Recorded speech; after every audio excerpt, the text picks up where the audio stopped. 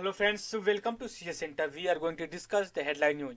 Indian Express में देख लेते हैं कि कौन कौन से आर्टिकल जो इंपॉर्टेंट है। आज की डेट है 20 फरवरी 2023। इसमें कौन से आर्टिकल्स हमारे एग्जाम के पॉइंट ऑफ व्यू से इंपॉर्टेंट होते हैं, हम उसको डिस्कस करते हैं और फिर उसको जो है कि हम टू द पॉइंट में कवर करते हैं। जो भी हमारे यहाँ पे डिस्कशन हो रहा है वो मतलब ये ऐसा है कि जो मेजर स्टैटिक्स और करंट अफेयर्स कॉन्टेम्प्रेरी रिलेट करके है।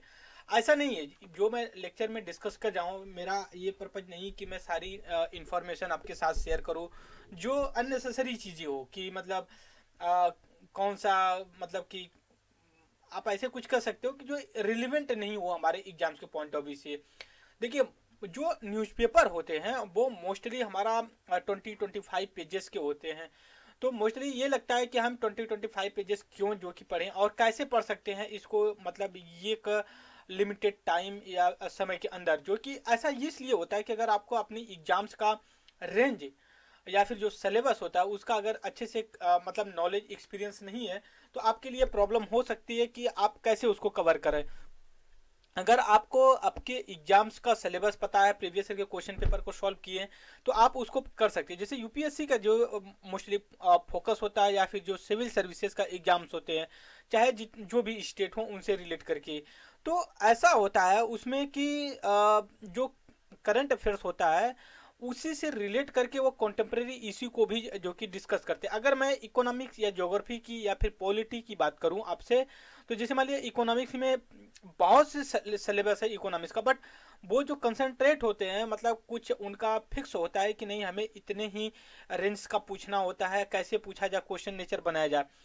तो उसमें क्या होता है, जैसे मान लिया कि आप बैंकिंग सेक्टर को कवर कर लीजिए, फिर इसके बाद आप जो है कि इन्फ्लेशन को देख लीजिए, फिर इंटरनेशनल ट्रेड देख लीजिए, ठीक है। फिर इसके बाद आप फिजिकल पॉलिसी गवर्नमेंट की जो स्कीम होती हैं उसको देख लीजिए। लेकिन थोड़ा सा और अगर जाना चाहें तो आप जो कि नेशनल इनकम पे चले जाइए। नेशनल इनकम पे उतने फोकस्ड नहीं होती है जो क्वेश्चन पेपर के लिए, बट जब हम एग्जाम्स के पॉइंट ऑफ व्यू से प्रिपरेशन करते हैं, बुक्स इकोनॉमिक्स की जब उठाते हैं, तो उसमें हमारे दिमाग में क्या आता है कि हम इकोनॉमिक्स का मतलब national GDP, GNP, national income पढ़ रहे हैं, ठीक है। और इससे हमें हमारे अंदर एक जो कि डर पैदा हो जाता है कि बहुत टेक्निकल होती है इकोनॉमिक, बट ऐसा नहीं है। आपको एक थोड़ा सा हल्का फुल्का नेशनल इनकम के बारे में पता होना चाहिए, उसमें क्या क्या कंपोनेंट्स होते हैं। अब ऐसा नहीं कि आप बैठ जाइए, जैसे इंडियन स्टैटिक सर्विस एग्जाम होता है या फिर इंडियन इंजीनियरिंग सर्विसेज की एग्जाम्स होते हैं, उनको ले करके आप एनालिसिस करो कि क्या डाटा है, कैसे इसको कैलकुलेट, सिग्मा होता है, अल्फाबेट क्या होता है। ऐसा नहीं होता है जनरली जो एग्जाम सिविल सर्विसेज का पूछा जाता है। मोस्टली वो banking sector, monetary policy, inflation, physical policy, international trade, जो एफडीआई वगैरह होती है उससे रिलेट करके पूछते हैं। ज्योग्राफी में कुछ जैसे साइक्लोन होता है, जैसे आज के एग्जाम, आज के लेक्चर में हम डिस्कस करेंगे साइक्लोन को लेकर के।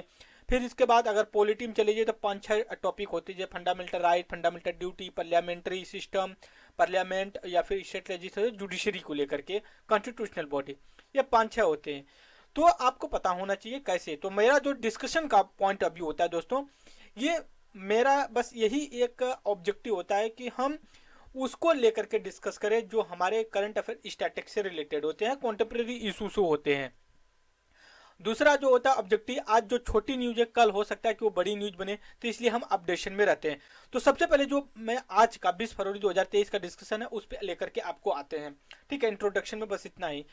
जो अगर मैं पहली बात करूं तो जैसे मान लीजिए कि अभी क्या हुआ है कि न्यूजीलैंड में एक ट्रॉपिकल साइक्लोन आया है, तो उसको लेकर के तो अब हमारे एग्जाम्स में क्या है, जैसे अब current affair statics contemporary issue को देखें, तो साइक्लोन हमें पता होना चाहिए किस तरह, कितने तरह के साइक्लोन। एक ट्रॉपिकल होता है, एक सब ट्रॉपिकल होता है। सब ट्रॉपिकल को 2-3 नाम से जानते हैं, जैसे एक्स्ट्रा ट्रॉपिकल साइक्लोन के नाम से जानते हैं, टेम्परेट साइक्लोन के नाम से जानते हैं।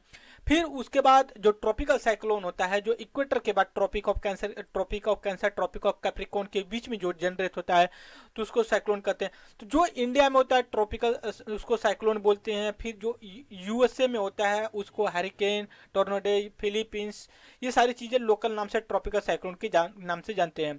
तो जो न्यूजीलैंड में साइक्लोन आया है तो उसको जो है कि गार्बिले, गार्बिले के नाम से जो कि उसको हम जानते हैं आया हुआ है। तो हमारे एग्जाम से ये पॉइंट ऑफ व्यू से। नेक्स्ट जो साउथ कोरिया, नॉर्थ कोरिया, आपका लोकेशन देखते होंगे कि अगर एशिया का जो ईस्ट एशिया वाला पार्ट पड़ जाता है हमारा, उसमें देखेंगे तो south Korea, north Korea, Japan, China.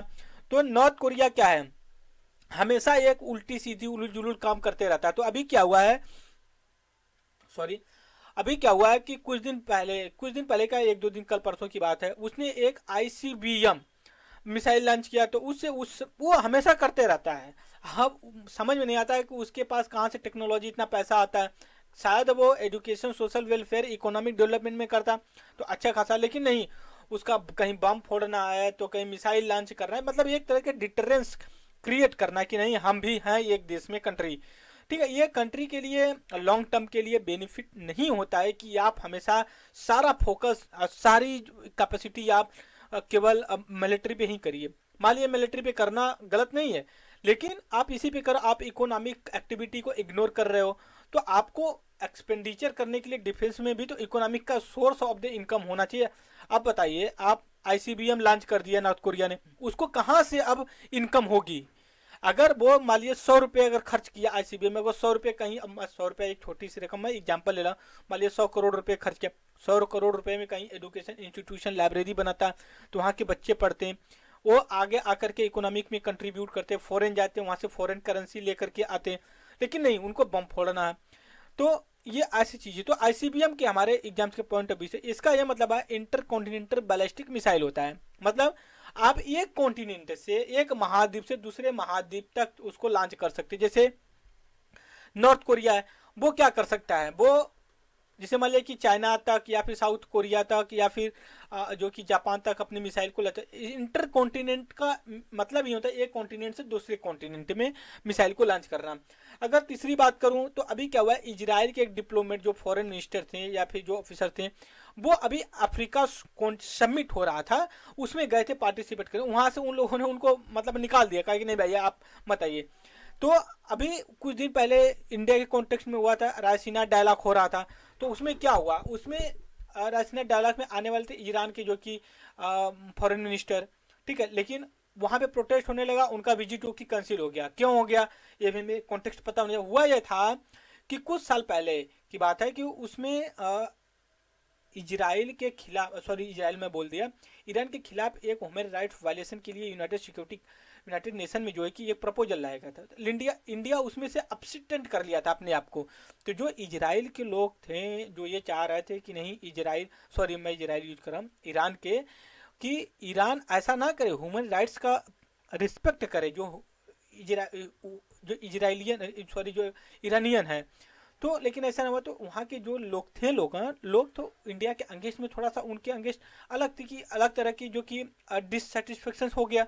तो इंडिया, मतलब इंडिया के प्रति लोग नहीं गया। उससे कुछ दिन और साल पहले चाबहार एक पोर्ट है, उसको इंडिया डेवलप कर रहा था ईरान में। वो इसलिए कर रहा था कि हमारी अफगानिस्तान में कनेक्टिविटी बन जाए, फिर अफगानिस्तान के थ्रू हम चले जाएं कहाँ पे, सेंट्रल एशिया में। तो आपके दिमाग में ये क्वेश्चन आना चाहिए, क्वेश्चन ये आना चाहिए कि हम चाबहार डेवलप कर रहे थे ईरान का, तो अफगानिस्तान की कनेक्टिविटी से क्या हमारा इंडिया अफगानिस्तान से इंटरनेशनल बॉर्डर टच करता है कि नहीं करता था? ठीक है, कभी कभी आपके दिमाग में कंफ्यूजन आएगा, तो मैं आपको क्लियर कर देता हूँ। देखिए, एक होता है कि ऑफिशियल स्टैंड होता है, दूसरा होता है प्रैक्टिकल। प्रैक्टिकल मतलब ये है कि इंडिया प्रैक्टिकल में जो है कि अफगानिस्तान से इंटरनेशनल बॉर्डर नहीं टच करता। ठीक है, लेकिन ऑफिशियली जो है, ऑफिशियली भारत सरकार का गजट के हिसाब से पेपर के, कि इंडिया अफगानिस्तान से बॉर्डर टच करता है। तो आपके दिमाग में कैसे, आप जम्मू कश्मीर का मैप निकालिएगा, उसमें देखेंगे ना, तो जो जम्मू कश्मीर का एकदम सबसे ऊपर वाला भाग है, जो पीओके, पाकिस्तान ऑक्युपाई कश्मीर, वो पाकिस्तान के कैप्चर में है। तो इंडिया कैसे जो है कि आप उसमें कनेक्ट पर, लेकिन ऑफिशियल हम ये मानते हैं जो पीओके है ना, वो इंडिया का पार्ट है, राइट। तो इस वजह से हमारा कनेक्टिविटी है भी, नहीं भी है। तो हम चाबहार जो कि डेवलप कर रहे थे उसे कनेक्टिविटी, तो वहाँ पे प्रोटेस्ट हुआ, फिर उसको जो डिसकंटिन्यू हुआ। इसी तरह इजराइल के जो गए थे फॉरेन ऑफिसर्स, तो उनको निकाल दिया, जो कि अफ्रीका का अफ्रीकन समिट हुआ था वहाँ पे। ठीक है, तो अगर हम तीसरा देखें, अभी क्या हुआ है कि एक ट्री डेवलप की गई है सैन फ्रांसिस्को अमेरिका में, जेनेटिक मॉडिफाई है, उसको ये कैपेसिटी है कि एटमॉस्फेयर से बहुत ज़्यादा जो है कि कार्बन को कैप्चर करेगा। हम सभी को पता है कि जो ट्री होते हैं, प्लांट, हम क्यों कहते हैं कि हमें प्लांट लगाना चाहिए, ट्री लगाना चाहिए, ग्रीन होना चाहिए, हमारे आसपास पेड़ पौधे होते हैं तो हमारे लिए बेनिफिट है। क्यों? क्योंकि वो देखिए दिन में क्या करते हैं, फोटोसिंथेसिस के थ्रू जो है कि ऑब्जर्व करते हैं और कार्बन को, जो कि कार्बन डाइऑक्साइड, ठीक हो, ऑब्जर्व कर लेते हैं कार्बन को, लेकिन जो ऑक्सीजन को रिलीज करते हैं, तो उससे क्या होता है कि जो ये अभी प्लांट डेवलप किया गया है, उसका अगर मैं बात करूं तो उसका पापुलार नाम है, लेकिन इसको और भी एक नाम है पापुलूर के नाम से भी जानते हैं, हम आगे अभी डिस्कस करेंगे। तो वो जेनेटिक मॉडिफाई है, उसके पास ये कैपेसिटी है, डेसिडुअस टाइप ऑफ क्लाइमेट में पाया जाता है। तो ये चीज़ें हैं। अगर अगली बात करूं जो आर्टिकल्स की, एफपीआई, फॉरेन पोर्टफोलियो इन्वेस्टमेंट, वो इस समय क्या है कि इंडिया में बहुत अच्छे तरीके से लोग अट्रैक्ट हो रहे हैं इन्वेस्ट करने के लिए। अभी ये रिपोर्ट है, मुझे इस पे मैं कॉन्फिडेंशियल में अकॉर्डिंग टू मतलब जो न्यूज़पेपर है उसके हिसाब से मैं बोल रहा हूँ। क्यों? क्योंकि थोड़ा सा कंट्रोडक्शनरी लग रही है। क्यों? अभी शेयर मार्केट में बड़ी उथल पुथल चल रही है अडानी के वजह से। ठीक है, अडानी ग्रुप का जो शेयर मार्केट काफी कोलैप्स हो गया, और एफपीआई कैसे आ सकते हैं जब शेयर मार्केट में इतना वोलेटाइल, इतना वाइब्रेशन, फ्लक्चुएशन हो रहा है। तो आपको ये समझना होगा कि जो एफपीआई होती है, हम कैसे कल होता है, हम पूरा बैकग्राउंड अभी आगे चल के डिस्कस करेंगे। फिर उसके बाद अभी विंटर सेशन, जो अगर आप दिल्ली में हैं तो देखेंगे ना, ये फरवरी अभी पूरी बीती नहीं है, एक हफ्ता और है, ये 1 वीक। इस समय दिल्ली में गर्मी बहुत अच्छी खासी पड़ रही है। ठीक है, बहुत सडनली जो कि टेम्परेचर इंक्रीज, इसके पीछे रीजन ये दिया जा रहा है कि जो इंडिया में जो वेस्टर्न डिस्टर्बेंस हो रहा है, इस साल जो दिल्ली का वेस्टर्न डिस्टर्बेंस इन्फ्लुएंस नहीं सफ़र किया है। तो वेस्टर्न डिस्टर्बेंस क्या होता है, हम उसको आगे डिस्कस करेंगे। फिर उसके बाद अगर मैं बात करूं कि हिस्ट्री का एक टॉपिक है 1857, जो सिपाही विद्रोह बोला जाता है, फर्स्ट वार फॉर इंडिपेंडेंस, पहला युद्ध स्वतंत्रता के लिए 1857 का, जिसमें रानी लक्ष्मीबाई, ठीक है, फिर उसके बाद मंगल पांडे, ये सारे लोगों का नाम दिया जाता है। तो उसमें ये कहा है कि एक प्लेस है, उस समय ब्रिटिश गवर्नमेंट ने बनाई थी, वहाँ पे वार हुआ था, जब दिल्ली का ही प्लेस है। वहाँ पे क्या हुआ था कि बहुत से इंडियन सोल्जर्स जो इंडिया के आज़ादी के लिए लड़ रहे थे, जो सोल्जर्स कर सकते हो या जो सिटीजन थे, उनको ब्रिटिश फोर्सों ने मार दिया था। तो उसकी विजय में ब्रिटिश गवर्नमेंट ने उसको बनाया था, लेकिन बाद में इसको गवर्नमेंट ऑफ इंडिया ने रीनेम कर दिया कि ऐसा प्लेस जहाँ पे हमारे जवान शहीद हुए थे। ठीक है, उसका कॉन्टेक्स्ट तो हमारे लिए इम्पोर्टेंट ये बन जाता है कि 1857 का रिवॉल्ट कैसे हुआ, क्या हुआ, आगे चल के हम डिस्कस करेंगे कभी मौका में, बस ये अपडेशन के लिए मैं बात कर रहा हूँ। फिर उसके बाद एक और अगर मैं बात करूँ तो उसके लिए ये है कि जो एज लिमिट थी ऑर्गन रिसीवर या डोनेशन के लिए 65, हमने पहले डिस्कस किया था प्रीवियस क्लास में, लेकिन फिर इसमें डिस्कस कर लेते हैं। उसकी एज को लेकर के बढ़ा दिया कि जो 65 साल के ऊपर के हैं वो भी जो कि ऑर्गन जो होता है ह्यूमन बॉडी का, अगर कोई डोनेट करता है डेड बॉडी का, तो वो उनमें प्लांट किया जाए, पहले ऐसा नहीं था। तो अब हम आते हैं अपने पीडीएफ के थ्रू जो कि डिस्कस करेंगे उसको। सो आई होप कि आप लोग इसको अच्छे से अंडरस्टैंडिंग कर लेंगे और इसको कंटिन्यू करते हैं। पीडीएफ के थ्रू हम अब आते हैं, डिस्कस करते हैं। ठीक है दोस्तों, अब यहाँ पे देखिए आप, अब क्या है कि हमें सभी को पता है कि 2019 में 5 अगस्त को गवर्नमेंट ऑफ इंडिया ने जम्मू एंड कश्मीर का स्पेशल स्टेटस 370 में कॉन्स्टिट्यूशन में जो दिया गया था, और अंडर आर्टिकल 35 के अंतर्गत उसको रिवोल्व करके स्पेशल स्टेटस को हटा करके उसको एक स्टेट को 2 यूटी में जो कि डिवाइड कर दिया। एक यूटी आ गई आपकी जम्मू एंड कश्मीर आ गई, दूसरी जो कि लद्दाख आ गई। ओके, तो अब हमारे कंट्री में 8 यूनियन टेरेटरी है यूटी, और 28 जो कि स्टेट है दोस्तों। इसको आप अच्छे से रिकॉग्नाइज कर लिया, कई बार पूछा जाता है एग्जाम्स में। तो वहाँ में ये आया ना कि गवर्नमेंट ऑफ इंडिया ने अभी ये डिसीजन लिया कि हम धीरे धीरे वहाँ से आर्मी को जो कि विड्रॉ करेंगे, वहाँ से फेस मैनर में हटाएंगे। तब से लेके अब तक काफ़ी अच्छी खासी वहाँ पे सिक्योरिटी फोर्स डिप्लॉय की गई थी पीस इस्टेब्लिशमेंट करने के लिए। फिर इसके बाद यहाँ पे देख सकते हो कि नेक्स्ट आर्टिकल जो हमारा दूसरा है, इसमें ये है कि अभी आरबीआई का एक रिपोर्ट आई है, आरबीआई की रिपोर्ट आई है। उसमें ये कहा गया कि जो हमारा मतलब डेबिट एंड क्रेडिट कार्ड से जो ट्रांजेक्शन है, या फिर ये बोल सकते हो जो पेमेंट है और भी डिजिटल पेमेंट से वो इंक्रीज हुआ है। तो आरबीआई का ये रिपोर्ट है। तो हमारे लिए इम्पोर्टेंट ये है कि देखिए जो डिफरेंसेस क्या होते हैं डेबिट कार्ड और क्रेडिट कार्ड में। देखिए डेबिट कार्ड में क्या होता है, जैसे हमारा एटीएम होता है ना, वो डेबिट कार्ड होता है। इसमें क्या है कि हमारे पास डिपॉजिट होना चाहिए हमारे अकाउंट में, तभी आप जो है कि इसको ट्रांजेक्शन कर सकते हैं, एक दूसरे को पैसा भेज। लेकिन क्रेडिट कार्ड में क्या है ना, बैंक आपको क्रेडिट देती है कि अगर आपके अकाउंट में जीरो जीरो बैलेंस है ना, तब भी आप एक मैक्सिमम मान लीजिए 1 लाख या 50,000 रुपये का ट्रांजेक्शन कर सकते हो, और बाद में आप उसमें डिपॉजिट कर दीजिए। ये डिफरेंस होते हैं डेबिट कार्ड और क्रेडिट कार्ड के लिए। उसके बाद ये भी नेक्स्ट आर्टिकल में हम चलते हैं, अब देखते हैं क्या है इंपॉर्टेंट हमारे एग्जाम से। डेबिट क्रेडिट का हमने खत्म किया। फिर इसके बाद दिल्ली क्या कि व्हीकल, अभी क्या है कि देखिए what happens to Delhi over average vehicle, transport department does not have a clear the idea. अभी रीजन क्या है कि दिल्ली में ना कि जो व्हीकल है बहुत ज़्यादा हैं। मैं एक्सपीरियंस अपना पर्सनल बता रहा हूँ, दिल्ली में लोगों के लिए रहने के लिए जगह नहीं है, लोग फिर भी जो कि 2 व्हीलर 4 व्हीलर जो है कि रखे हैं दिल्ली में।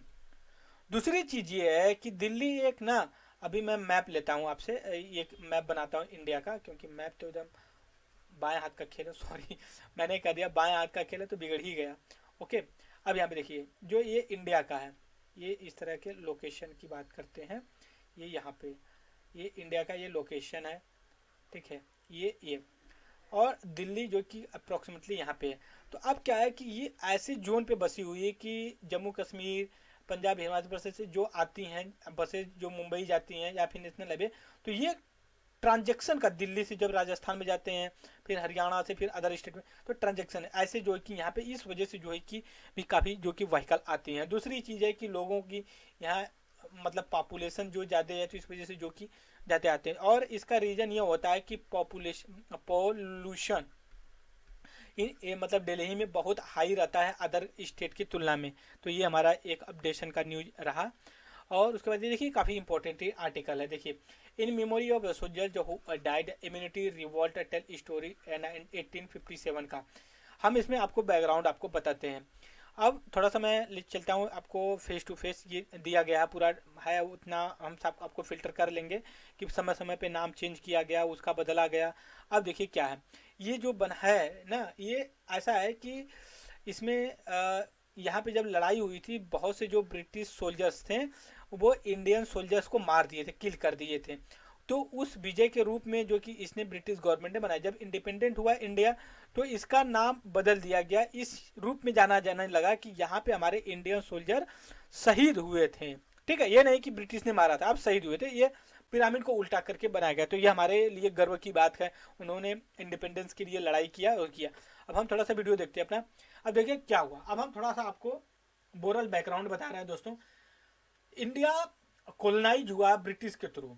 जब 16वीं सेंचुरी में 16वीं सदी से शुरू हुआ ब्रिटिश का आगमन इन इंडिया में, तो बहुत सी यूरोपियन पावर जो कि इंडिया में आई, और वो अपने अपने इंटरेस्ट के थ्रू आए थे, वो एक ट्रेड करने के रूप में। बट बाद में वो फ्रांस और ब्रिटेन, स्पेशली पोर्तुगीज भी थे, फ्रेंच जो कि डच भी थे, तो ये लोग क्या किए कि अपनी एक टेरिटरी बना करके अपना रूल रेगुलेशन करने लगे। इनमें से सबसे जो पावरफुल निकल के आई फ्रांस, फ्रेंच और जो कि ब्रिटिश।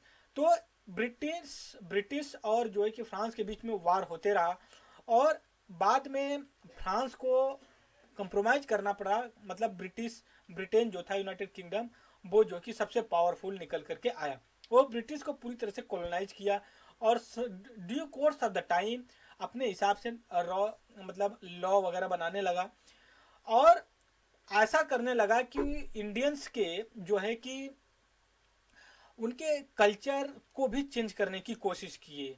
जैसे क्या खाएंगे क्या पिएंगे, ये तो सही थी बात, कोई दिक्कत नहीं थी, लेकिन बाद में ये किए कि इतनी हद तक हो गया कि ये हिंदू धर्म, जो धर्म में गाय को पवित्र माना जाता है, मुस्लिम में पिग शुगर जो होती हैं उनको अपना वो मानते हैं। तो इनकी जो चर्बी से ये कारतूस बनाने लगे। तो र्यूमर ये उड़ा, र्यूमर क्या था, सच्चाई भी थी। तो इस वजह से लोगों ने, उसमें मंगल पांडे की एक मूवी है नाम पे बनी, आमिर खान रानी मुखर्जी ने बना रखा है, बड़ी अच्छी मूवी है, उसको आप देख सकते हो। तो मंगल पांडे करके मूवी का नाम है। तो उसमें इन्होंने हिंदू धर्म का सेंटिमेंट जो वायलेट किया, फिर ब्रिटिश के अगेंस्ट में लोगों ने विद्रोह किया। विद्रोह करने के लिए काफ़ी अच्छी पॉलिटिकल यूनिटी हुई थी इंडिया में, स्पेशली नॉर्थ इंडिया में। बट रीजन ये था कि पूरा प्रिपेयर्डनेस नहीं हो पाया था, और समय से पहले ही जो कि विद्रोह हो गया। और होने के पीछे रीजन ये था कि इन लोगों की जो इन्फॉर्मेशन थी ब्रिटेन के पास चली गई थी, और ब्रिटेन अब ये था कि हम कैसे भी करके इस रिवोल्ट को अपनाएं। उसमें मंगल पांडे एक थे, उनको जो कि सप्रेस किया गया। फिर उसके बाद झांसी की रानी के बारे में आप सुना होगा, वहाँ पे उन्होंने रिवोल्ट किया। फिर कुंवर सिंह जो कि पटना बिहार से थे, उन्होंने अलग अलग किए।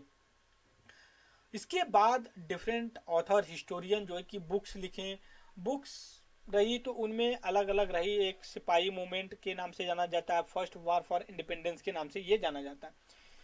ब्रिटिश की न्यू हिला करके रख दिया था ये रिवोल्ट, ठीक है। ब्रिटिश गवर्नमेंट अब से अलर्ट हो गई थी, अब इंडियंस की जो डिमांड थी उसको भी एक्सेप्ट, इसी की एक देन थी कि 1863 का जो चार्टर आया उसमें काउंसिल में इंडियंस को जो है कि मेंबरशिप के लिए पार्टिसिपेट किया गया। और इसके बाद ब्रिटेन ने ये भी कर दिया कि नहीं, अब हम जो है कि इंडियंस के कल्चर्स संस्कृति में ज़्यादा इंटरफेरेंस नहीं करेंगे। उसके बाद उसका डेवलपमेंट हुआ जब 1885 में इंडियन नेशनल कांग्रेस का इस्टेब्लिशमेंट हुआ, ये हुआ। और इस्टेब्लिशमेंट करने के बाद तो ये बेसिक चीज़ें थी। अब हम आते हैं अपने पीडीएफ पे, नेक्स्ट आर्टिकल पे चलते हैं। अब यहाँ पे देखिए वेस्टर्न डिस्टर्बेंस को लेकर के है, 30 सेंटीग्रेड के मार्क में हुआ। तो इसमें क्या हुआ कि वेस्टर्न डिस्टर्बेंस इस साल जो कि दिल्ली में अपना इन्फ्लुएंस नहीं दिखाया, हो सकता है आने वाले समय में दिखाए, लेकिन प्रोबेबिलिटी ये है कि वो जम्मू एंड कश्मीर, हिमाचल प्रदेश तक ही हो सकता है सीमित रह जाए। वेस्टर्न डिस्टर्बेंस क्या होता है दोस्तों, हम आपको बता देते हैं। वेस्टर्न डिस्टर्बेंस वो होता है जो मेडिटेरियन सी से विंड्स आती हैं और जो नॉर्थ इंडिया में जो कि रेनफॉल करवाती है, वो जो है कि इस समय ऑटोमन सीजन में बोलते हैं। तो इसको जो कि वेस्टर्न डिस्टर्बेंस के नाम से जानते हैं। इसके बाद नेक्स्ट आर्टिकल हमारा Christian group protest against rise hate speech को लेकर के। हेट स्पीच का मतलब क्या होता है, किसी ऐसा कोई स्पीच आप जो दें किसी रिलीजियस कम्युनिटी का सेंटीमेंट जो कि हर्ट हो, that is called hate speech. Violation को लेकर के है, वो प्रोटेस्ट कर रहे हैं। फिर इसके बाद नेक्स्ट आर्टिकल पे यहाँ पे आते हैं, इलेक्शन कमीशन जो अलॉट किया है सिंधे ग्रुप को लेकर के। तो इसमें हमने प्रीवियस लेक्चर में अपना डिस्कशन कर चुके थे। फिर इसके बाद नेक्स्ट आर्टिकल्स पे हम चलते हैं, देखते हैं कौन सा इंपॉर्टेंट हमारे लिए एग्जाम्स के पॉइंट है। ये वाला आर्टिकल ना काफ़ी मतलब इरेलीवेंट है हमारे एग्जाम्स के पॉइंट ऑफ व्यू से, इधर उधर की चीज़ें बता रहे हैं। फिर इसके बाद ये काफ़ी इंपॉर्टेंट हमारा जो कि जीएस इकोनॉमिक्स का जो कि टॉपिक जीएस पेपर में 3 होता है, जो उसको कवर करेंगे। इसमें ये कह रहा है कि ग्लोबल अनस्टेबिलिटी की वजह से, ग्लोबल अनस्टेबिलिटी की वजह से ना दोस्तों, ये क्या है कि जो ट्रेड है ना कि काफ़ी मतलब वीक रहा है, हम पहले भी डिस्कस किए। रीजन क्या दिया जा रहा है, रीजन देखिए कि जो यूक्रेन रसिया वार चल रहा है उसको लेकर के, सप्लाई चेन, फिर उसके बाद बोल सकते हो मानसून को लेकर के, फिर उसके बाद इंटरनेशनल अदर जो रीजन रहे हैं। फिर इसके बाद अगर नेक्स्ट आर्टिकल पे यहाँ पे जाएं तो इसको जो कि एज जो रिलैक्सेशन दिया गया 65 प्लस कर दिया गया व्यक्ति के लिए। इंडिया अप्रॉक्सीमेटली 3% जो कि वर्ल्ड का ट्रांसप्लांट करता है, और अच्छा खासा 3rd रैंक भी जो आती है इंडिया के ट्रांसप्लांटेशन को लेकर के।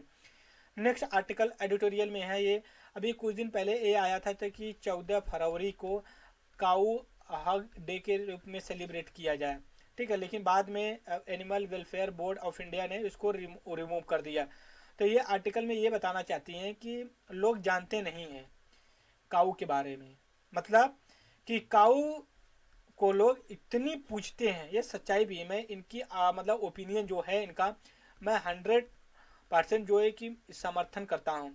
देखिए काऊ को लोग पूछते हैं नो डाउट, उनकी जो कि यूरिन होती है उसको ला करके यूज करते हैं अपने एक प्यूरिफिकेशन के लिए, उनका जो गोबर होता है ना, अब तो मान लीजिए लोग टाइल्स पत्थर लगवा देते हैं घरों में, लेकिन पहले जो है कि दीवालों में, फिर उसके बाद जमीन पे फर्श पे लेप लगाया जाता था, इसकी शुद्धता होती थी। इसके बाद जो गाय का गाय का जो कि बच्चा होता है, जो बछिया बछड़ा होता है, जो उसके गोबर को, मतलब वो अभी चाइल्ड ही है, उसके गोबर को ला करके जब आप भगवान सत्यनारायण जी का अगर पूजा करते हो तो उसमें उस गोबर को रखा जाता है। इतना पवित्रता मानी जाती है, समझ सकते हो आपकी। लेकिन उसके बावजूद भी लोग इस तरह के उलूल जुलूल काम करते हैं। इनका यही कहने मतलब डिफरेंट डिफरेंट कम्युनिटी अपनी डिफरेंट डिफरेंट हिसाब से पूछती है इसको।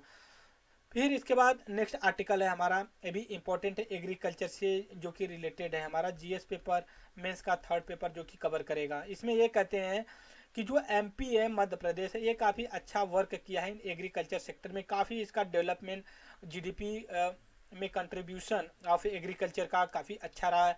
इसकी ग्रोथ भी काफ़ी अच्छी रही है, जो कि हमारा इंडिया का जो कि एवरेज एग्रीकल्चर जो ग्रोथ रही है जीडीपी में, इंडिया का एवरेज से एमपी का एवरेज इंडिया से ज़्यादा रहा है।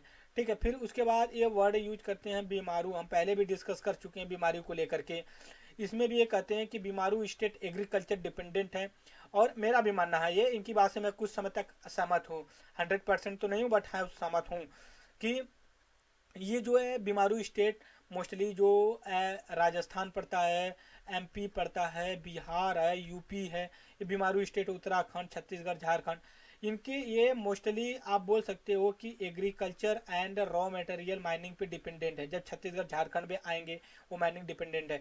इनकी जो है कि रॉ मटेरियल और जो है कि एग्रीकल्चर पे बेस्ड है, तो इनकी जो कि कंट्रीब्यूशन इसी क्षेत्र में होना चाहिए। और गवर्नमेंट मैं ये भी जो ऐड करूंगा कि गवर्नमेंट को फोकस करना चाहिए, बजाय कि आप इंडस्ट्रियलाइज करो, आप जिसकी जो पोटेंशियल है ना उस पर फोकस करो, बजाय कि आप दूसरे, मान लीजिए कि जो बीमारू स्टेट हैं, ये एग्रीकल्चर पोटेंशियल है इनके पास, मैं समझ हूँ और है भी, इनको एग्रीकल्चर सेक्टर में फूड प्रोसेसिंग इंडस्ट्री को करना चाहिए, फूड पार्क बनाना चाहिए। ठीक है, फिर उसके बाद एग्रीकल्चर जो कि क्रॉप वैरायटी डाइवर्सिफिकेशन को फोकस करना चाहिए। यही इनका कंक्लूजन में होता है कि नहीं, ये बीमारू स्टेट एग्रीकल्चर है, तो इनका अपना अपना अच्छा परफॉर्मेंस किए हैं ये लोग मिल करके। फिर उसके बाद देखिए साइक्लोन जो न्यूजीलैंड में आया है, गैब्रिली गैब्रिली जो कि एक ट्रॉपिकल साइक्लोन, आपसे क्वेश्चन पूछ सकते थे अभी, गैब्रिले जो कि एक साइक्लोन आया हुआ कहाँ पे, तो वो न्यूजीलैंड में रहा, ये ट्रॉपिकल साइक्लोन है। हमने पहले भी ट्रॉपिकल अब सब ट्रॉपिकल के बारे में डिस्कस कर लिया है, राइट। फिर उसके बाद आईसीबीएम को बारे में हमने डिस्कस किया जो नॉर्थ कोरिया को लेकर के है। फिर इजराइल के डिप्लोमेट को साउथ अफ्रीकन को सबमिट से जो कि निकाल दिया गया, ये रहा। फिर इसके बाद देखिए ये 4 मैन है जो ना, कि जो हमारी हाई स्पीड ट्रेन है उनमें इन्होंने काफ़ी अच्छा अपना रोल किया है। नाम एक बार देख सकते हो, फ्रॉम टॉप यहाँ से लेकर के टॉप, वंदे भारत। फिर इंजीनियर का नाम है जो एस एस मनी है।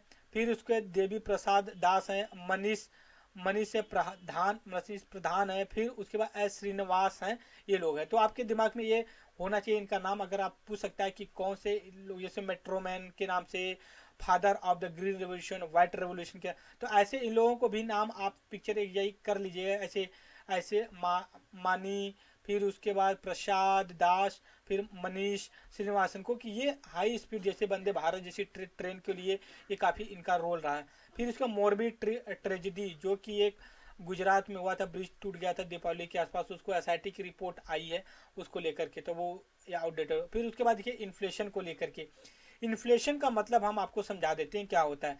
जैसे मान लीजिए कि हम अभी मान लीजिए कि आलू या पोटैटो बोल सकते हो जो भी, ठीक है, पोटैटो, तो आप अभी 10 रुपये के जी खरीद रहे हो, ठीक है, 10 रुपये में आप जाते हो 1 के जी पाते हो। फिर उसके बाद जो है कि आप आगे आने वाले समय में 20 रुपये, तो ये इन्फ्लेशन होता है कि 100% बढ़ गया आने। लेकिन अगर ये 5 रुपये तो इसको डिफ्लेशन बोलते हैं, इनको ये कहते हैं, हमने कई बार जो कि इन्फ्लेशन के बारे में डिस्कस कर लिया।